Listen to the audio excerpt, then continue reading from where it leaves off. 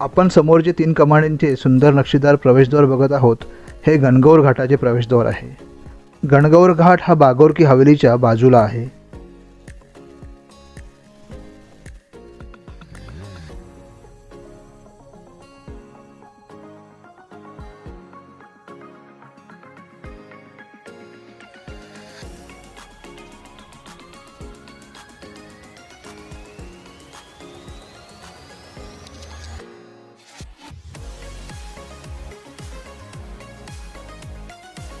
गणगौर घाट हा लेक पिछोलावरील प्रसिद्ध घाट आहे। प्रवेशद्वाराच्या बाजूला छोट्या देवडीमध्ये गणपती बाप्पांची मूर्ती आहे। हे 3 कमानींचे भव्य प्रवेशद्वार 1878 साली महाराज शक्तिसिंह यांनी बांधले होते।